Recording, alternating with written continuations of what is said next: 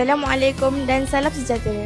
Saya Raja Julia Hana Nazila binti Raja Zulhairul, melaporkan dari Jebat TV PSS, SK Jeram Batu 20.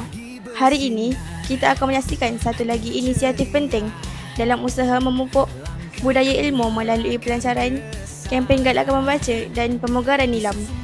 Marilah kita sama-sama saksikan pelancaran kempen Galakkan Membaca dan pemugaran nilam 2025. Saya merasmikan kempen Galakkan Membaca peringkat sekolah Jeram Batu 20 untuk sesi 2025.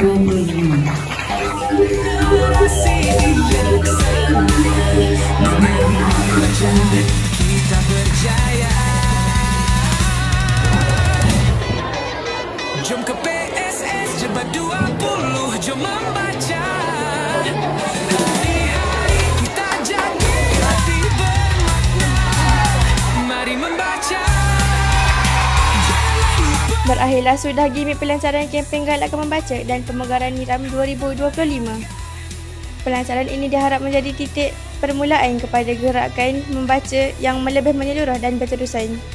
Sekian laporan saya, Raja Julia Hana Nazila binti Raja Zulhairul, melaporkan dari Jebat TV PSS, SK Jeram Batu 20.